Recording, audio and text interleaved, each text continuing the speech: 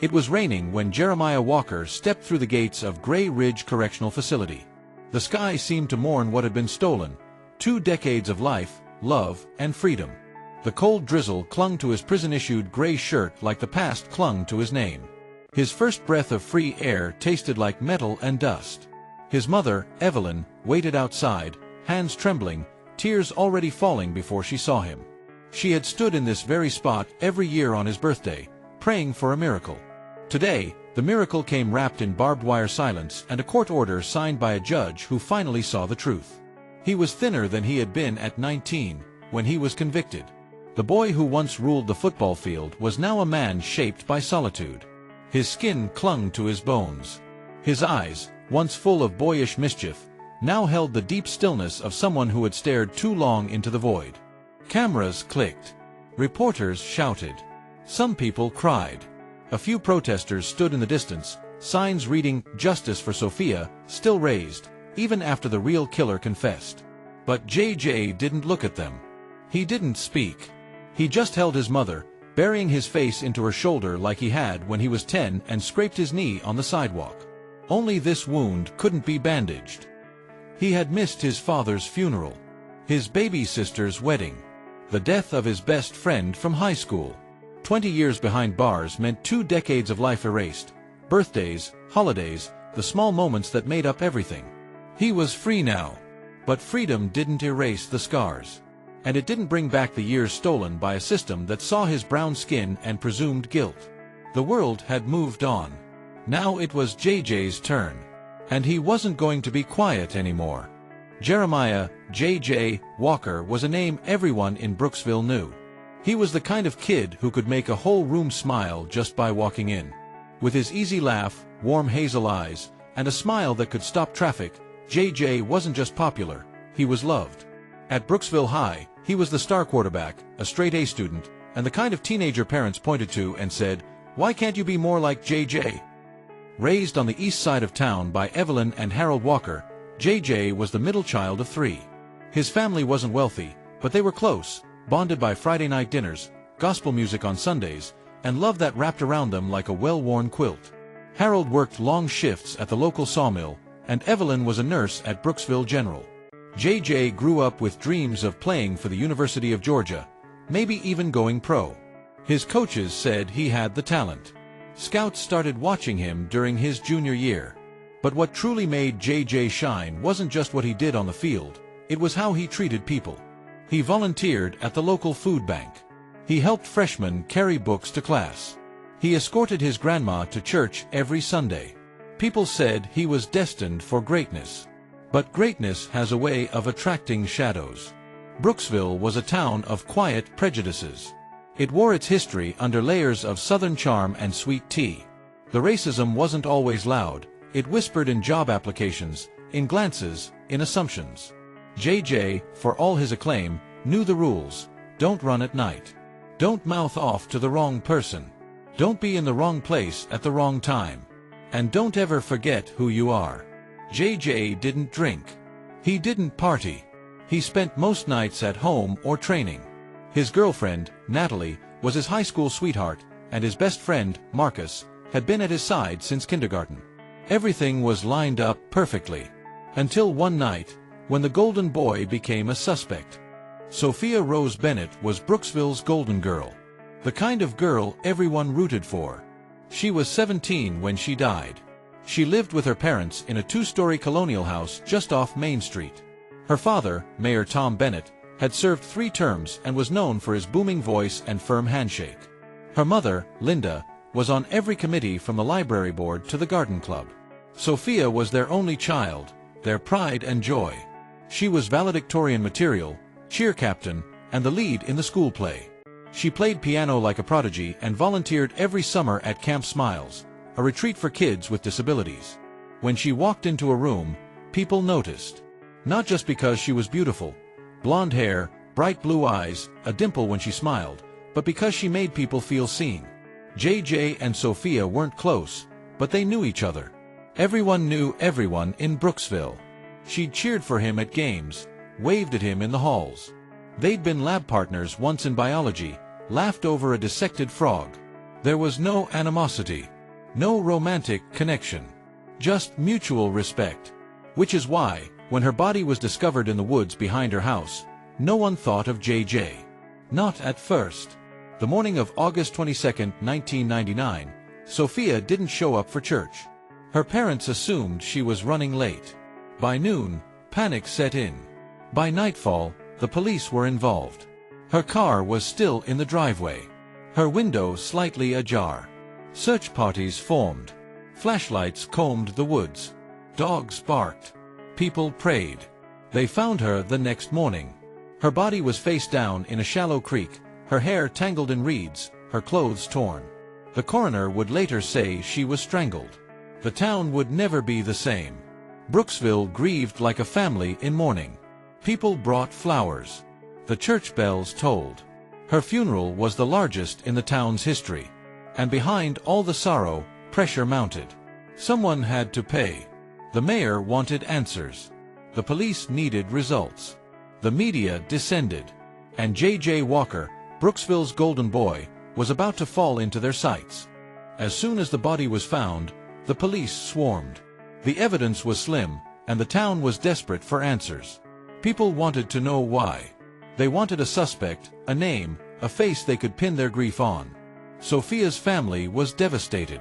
Her parents were too distraught to speak to the media, but the pressure on them was immense. Mayor Tom Bennett pushed for a fast resolution.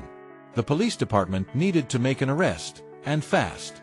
Within days, JJ became the #1 suspect. There was no clear motive, but the whispers began. He had been at the party the night before. He had known Sophia.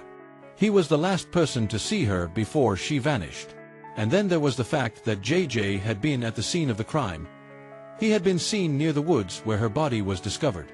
It was circumstantial, but it was enough to launch an investigation. The entire town turned against him. JJ's lawyer, an older man named William Harris, tried to make sense of it all. He fought to keep JJ's name out of the headlines, but it was already too late. The story had spread like wildfire. The accusation of murder had become a community-wide conviction. And despite his protests, despite his insistence that he had nothing to do with it, JJ found himself in handcuffs. The trial was a spectacle. The courtroom was packed, the media buzzing with each new revelation. JJ's defense attorney fought to poke holes in the prosecution's case. The evidence against him was mostly circumstantial, but it was enough to sway a jury. Sophia's parents sat in the front row. They cried each time the prosecutor recounted the details of their daughter's death. The town was with them. They couldn't bear to believe that someone like JJ, a boy they had all known and trusted, could commit such a heinous act. But the defense was too weak. JJ's alibi was shaky, and the evidence against him, however flimsy, was all they had. The prosecutor painted a picture of a troubled young man who snapped under the pressure of his perfect life. A young man who was hiding something. The jury deliberated for only a few hours. They found him guilty. JJ's life was shattered in that moment. Prison was another world. Concrete and steel. Men broken by time and trauma. JJ entered with the quiet dignity of someone who still believed in justice. That belief didn't last long. He was targeted immediately.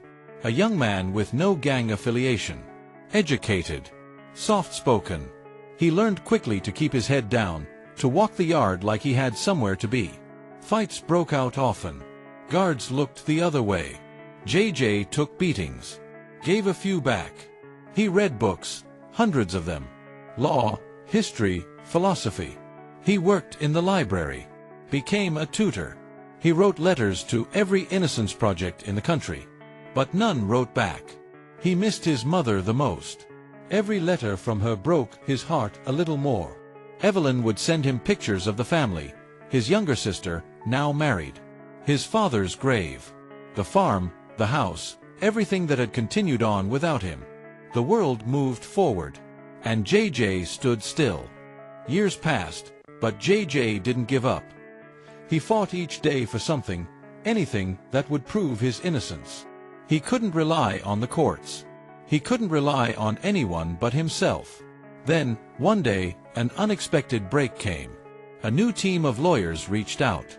They had heard about his case. They were working on overturning wrongful convictions, and they believed JJ's was one of them. They promised him nothing, but they offered hope. They dug deeper than the previous defense ever had.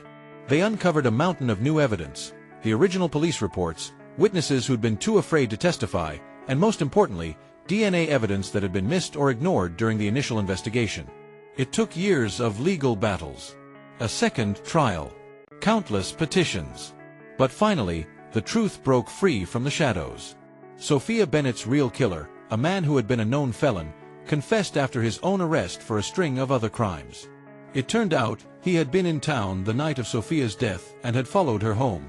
Evidence that had been buried resurfaced, and the case against JJ collapsed like a house of cards. And just like that, after 20 years in prison, JJ was free. The news hit Brooksville like a bombshell.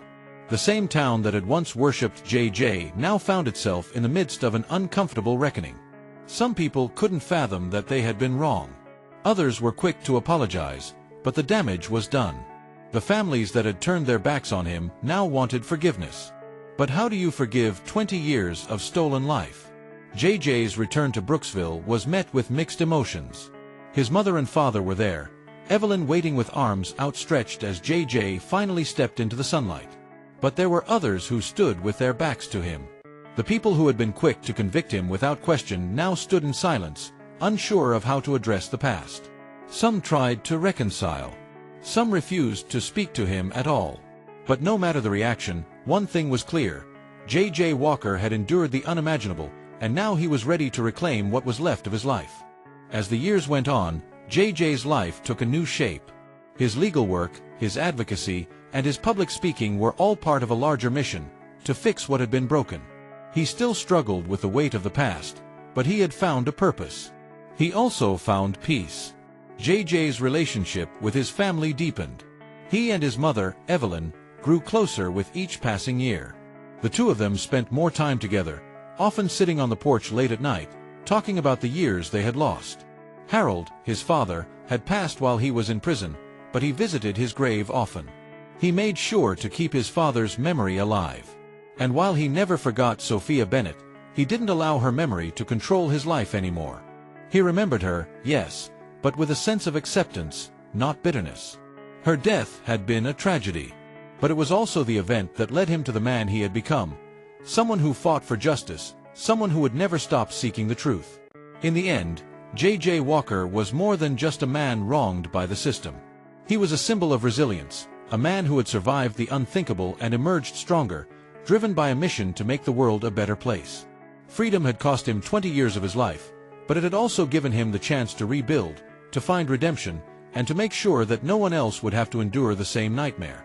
And that, he decided, was enough.